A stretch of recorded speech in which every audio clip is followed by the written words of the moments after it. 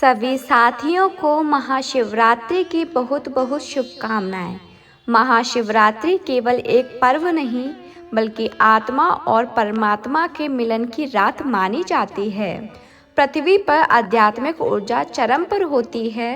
मन, शरीर और आत्मा को शुद्ध करने का श्रेष्ठ अवसर मिलता है। शास्त्रों में कहा गया है, इस रात्रि को की गई पूजा हजारों जन्मों के पापों को शांत कर देती है।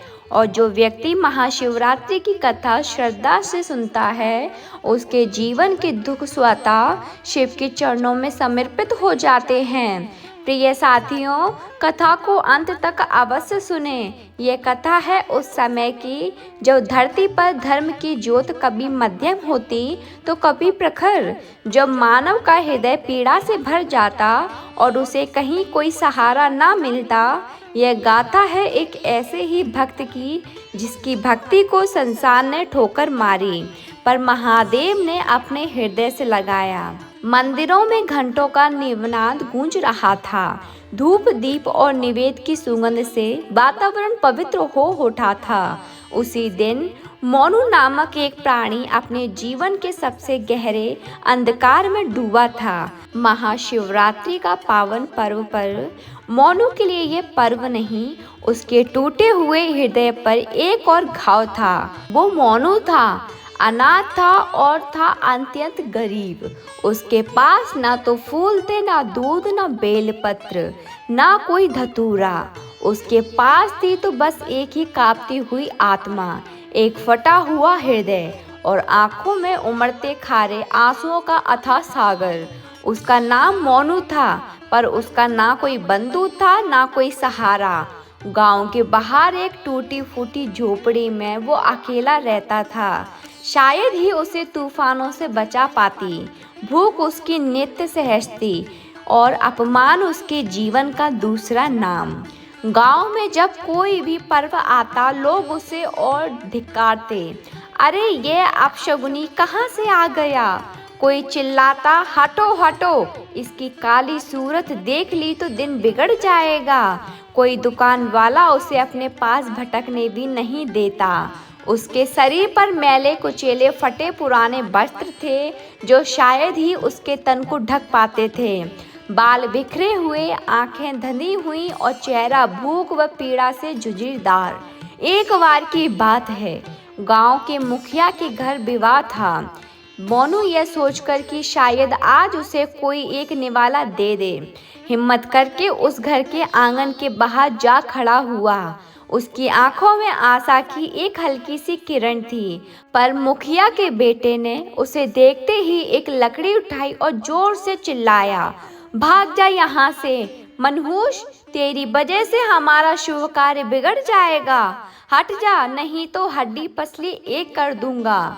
लकड़ी की मार उसको दुबले पतले शरीर पर पड़ी और वह दर्द से करहाता हुआ, डगमगाता हुआ वहां से दूर भागा।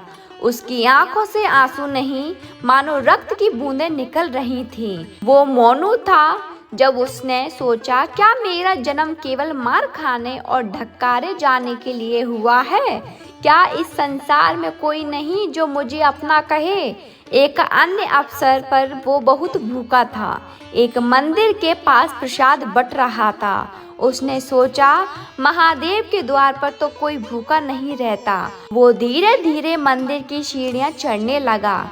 जैसे ही वह प्रसाद के पात्र के पास पहुंचा, एक पंडित जी ने उसे देखा और क्रोधित होकर बोले, खबरदार, तू यहाँ कैसे आ गया? तू तो नीच जाति का है, आप पवित्र है, मेरे प्रसाद को भ्रष्ट मत कर। और उन्होंने एक लाठी उठाई, भाग जा, नहीं तो मार मार कर तेरा कचूल निकाल दूंगा। मोनू की आंखों में एक बार फिर से अपमान के आंसू तैर गए। उसका हृदय चित्कार का उठा, महादेव, क्या तेरे दरबार में भी मेरे लिए कोई जगह नहीं? क्या मेरी भूख, मेरी पीड़ा, मेरी भक्ति सब व्यर्थ है? वो बिना प्रसाद लिए सिर झुकाए उस पवित्र स्थान से भी दुत्कार कर भाग दिया गया। उसके मन में हजारों प्रश्न उठते जिनका कोई उत्तर ना था। उसका मन एक टूटा हुआ शीशा था जिसमें हर दिन अपमान और अपेक्षा की चोट से और दरारें पड़ती जा रही थीं। उसका भाग्य उसे हर जगह से ठुकरा देता। वो काम मांगने जाता तो लोग उसे चोर और नीच कहकर भगा देते। कभी कभी तो लोग उसे बेवजह पीट देते, सिर्फ इसलिए कि वह गरीब था, अकेला था और कोई उसका पूछने वाला नहीं था। वो अक्सर रात के अंधेरे में अपनी झोपड़ी के बाहर बैठकर रोता रहता। हे महादेव, तूने मुझे क्यों बनाया? क्यों दिया मुझे ये जीवन जिसमें केवल पीड़ा और अपमान भरा है? क्या मेरा कोई अपराध है? क्या मैं तुझसे इतना भी नहीं मांग सकता कि एक पल के लिए ये दुख थम जाए? उसके आंसू, उसकी आहें, उसकी चीखें अब उस वीरान रात की हवा में विलीन हो जाती। कोई सुनने वाला ना होता। और आज महाशिवरात्रि थी। गांव के मंदिर से भजन कीर्तन की ध्वनि आ रही थी। लोग नए वस्त्र पहने, हाथों में पूजा के थाल लिए मंदिर की ओर जा रहे थे। मोनू अपनी जीर्ण शीर्ण झोपड़ी में बैठा, बाहर चमकते दीपों और मंत्रोच्चार की ध्वनि को सुन रहा था। उसके हृदय में एक अजीब सी कसम उठ रही थी। सबके पास कुछ है अर्पित करने को, फूल, दूध, फल, मेरे पास क्या है? मेरा तो यह टूटा हुआ मन ही मेरा सब कुछ है। उसके मन में एक विचार कौन था? आज तो महादेव का महापर्व है। क्या आज भी वह मुझे अपने द्वार से धिक्कार मार देंगे?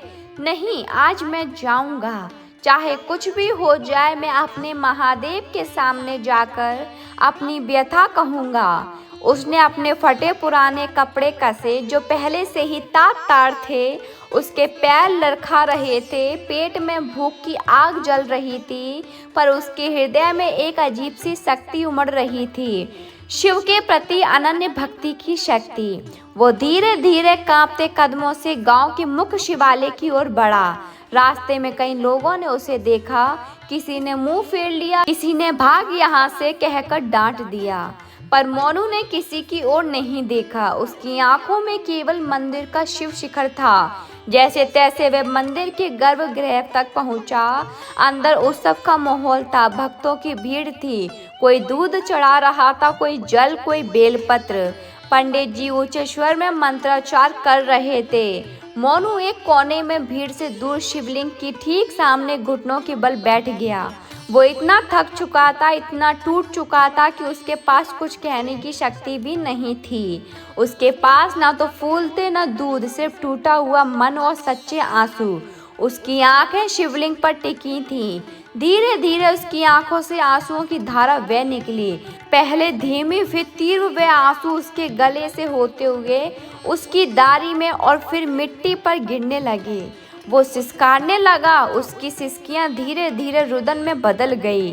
वो फूट फूट कर रोने लगा। अपनी सारी पीड़ा, सारा अपमान, सारा दुख उन आंसुओं में घोलकर शिवलिंग के चरणों में अर्पित कर रहा था। उसके होठ कुछ कह नहीं रहे थे, पर उसका हृदय चित्कार कर रहा था। हे मेरे महादेव, हे मेरे नाथ, तू जानता है मेरे पास कुछ नहीं है। आज मेरे ये आंसू ही मेरा अभिषेक है। मेरा ये टूटा हुआ मन ही मेरा बेलपत्र है। मेरी ये करुणा ही मेरा पुष्प है। स्वीकार करो मेरे प्रभु, मेरी इस अभागी आत्मा को स्वीकार करो। वह बिना किसी संकोच के, बिना किसी भय के अपनी सारी वेदना उस पवित्र शिवलिंग के सामने उड़ेल रहा था। उसका शरीर कांप रहा था, हृदय फट रहा था। उस क्षण उसे संसार की कोई शुद्ध नहीं थी, बस उसका महादेव था और उसकी अनकही पीड़ा। उसकी आंखों से बहते आंसू, जिन्हें दुनिया ने कभी एक बूंद भी महत्व नहीं दिया था, आज शिवलिंग को अभिषेक कर रहा था। उसकी हर सिसकी, हर आ मानो महादेव को पुकार रही थी। उसी क्षण कैलाश पर श्वेत हिम पंडित शिखर पर माता पार्वती और भगवान शिव विराजमान थे। शिव अपने ध्यान में लीन थे और माता पार्वती अपने प्रिय स्वामी की सेवा में तत्पर थीं। पृथ्वी पर महाशिवरात्रि का महापर्व चल रहा था और कैलाश से सब कुछ साफ दिख रहा था। माता पार्वती ने देखा पृथ्वी पर मंदिरों में भक्तगण धूमधाम से पूजा अर्चना कर रहे हैं। वह प्रसन्न हुई। तभी उनकी दृष्टि एक छोटे से अंधेरे से कोने में बैठे एक प्राणी पर पड़ी। एक अत्यंत दुर्बल जीर्ण शरीर से देह से फूट फूट कर रो रही थी। हे महादेव! माता पार्वती का कोमल हृदय विचलित हो उठा। यह कौन है? यह प्राणी इतना दुख क्यों भोग रहा है? इसकी यह करुण पुकार मेरे हृदय को भी विदीर्ण कर रही है। भगवान शिव ने धीरे से अपनी आंखें खोली। उनकी दृष्टि भी उस दीनहीन भक्त पर पड़ी। उन्होंने एक पल के लिए अपने मुख पर एक हल्की सी मुस्कान धारण की, जैसे वे पहले से ही सब जानते हो। माता पार्वती ने देखा कि उस भक्त के पास ना तो कोई सामग्री है, ना कोई पुष्प, ना कोई जल। वो बस अपने आंसू बहा रहा था। नाथ, ये कैसा भक्त है? इसके पास कुछ नहीं है, फिर भी इसकी भक्ति में ऐसी आग है कि मेरे रोम रोम को जला रही है। इसके आंसुओं में इतनी पीड़ा है कि मेरा हृदय पिघला जा रहा है। हे स्वामी, क्या यह उचित है कि आपका इतना सच्चा भक्त इतनी वेदना सहे? इसे तो लोगों ने हर जगह से दुत्कार दिया है, डांट कर भगा दिया है। इसकी हर आह में आपके लिए इतनी लगन है, मैं इसे इस अवस्था में नहीं देख सकती। मेरी आंखों में आंसू आ रहे हैं। प्रभु, कृपा कीजिए मेरे स्वामी, इसे दर्शन दीजिए, इसे अपनी शरण में ले लीजिए। माता पार्वती का स्वर करुणा से भीग गया था। उनकी आंखों में भी आंसू छलक आए थे। महादेव ने माता की ओर देखा। उनके चेहरे पर असीम प्रेम और शांति थी। देवी, तुम तो जगन माता हो। तुम्हारी करुणा से ही यह सारा संसार चलता है। तुमने ठीक कहा, इसकी भक्ति में कोई कमी नहीं। संसार इसे नहीं पहचान पाया, परंतु मेरी दृष्टि से कुछ भी आश्चर्य नहीं। इसकी हर चोट, हर अपमान, हर आंसू मेरे हृदय पर लगा है। भगवान शिव ने एक गहरी सांस ली। इसका हृदय शुद्ध सोने का है। जिसने इतनी ठोकरें खाई हैं, फिर भी मुझ पर से विश्वास नहीं खोया। यही सच्ची भक्ति है पार्वती, जो विपरीत परिस्थितियों में भी अटल रहे। आओ, हमें इस भक्त को दर्शन देने होंगे। इसका समय आ गया है। कैलाश के हिमशिख से भगवान शिव और माता पार्वती ने पृथ्वी की ओर प्रस्थान किया। उनकी उपस्थिति से वातावरण में एक अद्भुत ऊर्जा का संचार हुआ। मंदिर में जहां मोनू रो रहा था, वहां एक क्षण के लिए सन्नाटा छा गया। दीपों की लौ अप्रज्वलित हो उठी। हवा में एक अनुपम सुगंध भर गई, जो किसी फूल की नहीं बल्कि दिव्यता की थी। मोनू अभी भी अपने आंसुओं में डूबा था। उसने महसूस किया कि उसके चारों ओर एक अद्भुत शीतलता और शांति छा गई है। उसकी रुदन मंद पड़ गई और उसने धीरे से अपनी आंखें खोली। उसने देखा उसके ठीक सामने जहां शिवलिंग था, वहां एक अलौकिक प्रकाश फैल रहा है। उस प्रकाश के मध्य उसने दो दिव्य आकृतियां देखी। एक थे शंख के समान गौरवर्ण वाले त्रिशूलधारी, जटाजुट में गंगा को धारण किए, चंद्रकला से सुशोभित नीलकंठ मृगछाला धारण किए योगेश्वर भगवान शिव, और उनके वाम भाग में सौंदर्य और करुणा की प्रतिमूर्ति, आभूषणों से सुशोभित, कमल के समान नेत्रों वाली साक्षात आदि शक्ति माता पार्वती। उनके मुखमंडल पर दिव्य तेज था। उनकी मुस्कान में ब्रह्मांड का सार समाया हुआ था। मोनू की आंखों में यह अद्भुत दृश्य देखकर पहले तो अविश्वास कौन था। क्या यह स्वप्न है? क्या भूख और पीड़ा से उसका मन भ्रमित हो गया है? उसने अपनी आंखें मली, पर वह दिव्य रूप जो तो खड़े थे, उसके हृदय की धड़कनें तेज हो गईं। उसके पूरे शरीर में एक अद्भुत ऊर्जा का संचार हुआ, जैसे बरसों की थकावट, पीड़ा और अपमान एक पल में ही धुल गए हों।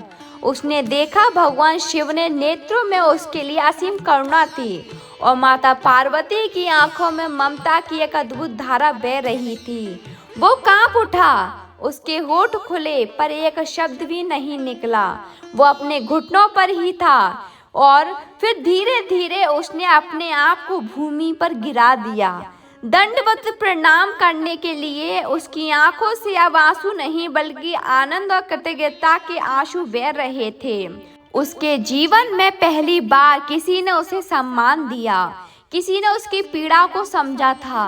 उसके आराध्य स्वयं उसके सामने खड़े थे। भगवान शिव ने अपने एक हाथ से आशीर्वाद की मुद्रा बनाई और उनकी गंभीर शांत वाणी वातावरण में गूंज उठी, जिसने मोनू के हृदय को भीतर तक छू लिया।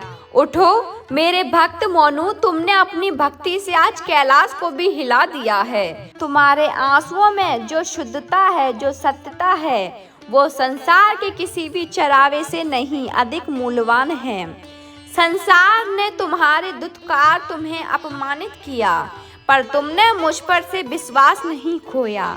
तुम्हारे यही अटल श्रद्धा, यही अटूट प्रेम मेरी सबसे प्रिय पूजा है। माता पार्वती ने भी अपनी मृदु वाणी में कहा, पुत्र तुम्हारी पीड़ा ने मेरा हृदय विदीर्ण कर दिया था। तुम्हारे हर आंसू में मैंने स्वयं को देखा है। आज से तुम्हारे सारे दुख समाप्त होते हैं। तुम्हारी भक्ति के बल पर तुम्हें वह सब मिलेगा जो तुमने कभी सोचा भी नहीं होगा। मोनू ने धीरे धीरे अपना सिर उठाया। उसकी आंखों में अभी भी अविश्वास और आनंद का मिश्रण था। उसने देखा उसके पैरों के पास जहां वह लेटा था एक अद्भुत प्रकाश फैल रहा था। उसकी वह देह की सारी थकावट, सारी दुर्बलता जैसे लुप्त हो रही थी। उसका फटा हुआ हृदय अब जुड़ चुका था। उसके सारे दुख, सारे घाव भगवान के एक वचन से भर चुके थे। उसके मुख से केवल एक शब्द निकला, महादेव, और वह फिर से उनके चरणों में नतमस्तक हो गया। भगवान शिव ने उसके सिर पर अपना वरद हस्त रखा। मोनू, तुम्हारी शुद्ध भक्ति ने तुम्हें वह ज्ञान दिया है जो बड़े बड़े तपस्वी को भी दुर्लभ है। तुम आज से केवल मोनू नहीं बल्कि ज्ञानी कहलाओगे। तुम्हारी वाणी में सत्य होगा, तुम्हारे हृदय में प्रेम होगा और तुम्हारा जीवन संसार के लिए एक मार्गदर्शन बनेगा। तुम्हारी दरिद्रता का अंत होता है, पर यह मत भूलना कि सच्ची संपत्ति ज्ञान और भक्ति ही है। जैसे ही महादेव और माता पार्वती ने वरदान दिया, मोनू के शरीर में एक अद्भुत परिवर्तन आया। उसके मैले कुचेले वस्त्र स्वयं ही शुद्ध और स्वच्छ हो गए। उसका शरीर जो दुर्बल और जीर्ण था, अब वह तेज और कांति से चमकने लगा। उसकी आंखों में एक नई चमक थी, उसके मुख पर एक अद्भुत शांति। वो उठ खड़ा हुआ। उसके चारों ओर खड़े अनन्य भक्तगण जो इस अद्भुत दृश्य की साक्षी बने थे, वही मोनू जिसे वे हर दिन दुत्कारते थे, आज साक्षात महादेव और माता पार्वती के समक्ष दिव्य रूप में खड़ा था। वे सब आश्चर्यचकित और भयभीत थे। कई लोगों ने अपनी गलतियां का प्रायश्चित करने के लिए उसके चरणों में गिरने का प्रयास किया, पर मोनू ने उन्हें रोक दिया। मोनू ने मुड़कर उन लोगों को और देखा जिन्होंने उसे कभी ताना मारा था, डंडे से भगाया था। उसकी आंखों में न क्रोध था, न प्रतिशोध, केवल असीम करुणा थी। उसने हाथ जोड़कर कहा, मेरे बंधुओं, आप सबने जो कुछ भी किया वो केवल आपकी अज्ञानता के कारण था। मैं आप सबसे क्षमा मांगता हूँ। यदि मेरी उपस्थिति से आपका कभी कोई कष्ट हुआ हो। उसकी वाणी में ऐसी विनम्रता और दिव्यता थी कि सुनने वाले मंत्रमुग्ध हो गए। भगवान शिव और माता पार्वती अपने भक्तों को आशीर्वाद देकर धीरे धीरे उस दिव्य प्रकाश में विलीन हो गए और मोनू का जीवन हमेशा के लिए बदल चुका था। वह अब अनाथ नहीं था। उसने ज्ञानी के नाम से अपना नया जीवन प्रारंभ किया। उसने अपने जीवन में किसी से कोई भौतिक सुख नहीं मांगा था, पर महादेव ने उसे वह ज्ञान, वो आत्मिक शांति दी थी जो संसार की किसी भी दौलत से बढ़कर थी। उसके मुख से निकली हर बात सत्य होती। उसके दर्शन मात्र से लोगों के कष्ट दूर होने लगे। वो जहाँ जाता वहीं प्रेम और भक्ति का प्रसार होता। लोग अब उसे धिक्कारते नहीं थे बल्कि उसके चरणों में अपना शीश झुकाते थे। यह कथा हमें सिखाती है कि सच्ची भक्ति किसी चढ़ावे की मोहताज नहीं होती। वह हृदय की पवित्रता में, आंसुओं की सच्चाई में और विपरीत परिस्थितियों में भी अटल विश्वास में बसती है। और मोनू की कथा युगों युगों तक भक्ति और करुणा का मार्ग प्रशस्त करती है। प्रिय साथियों, इसी के साथ महाशिवरात्रि की यह पावन व्रत कथा यहाँ पूर्ण होती है। हम सभी माता भगवती और भगवान शिव के चरणों में प्रार्थना करते हैं कि उनकी दिव्य कृपा सदा आप सब पर बनी रहे। हर हर महादेव। जय माँ आदिशक्ति, माता पार्वती जगत जननी की जय हो। हर हर महादेव। जय हो भोले बाबा की।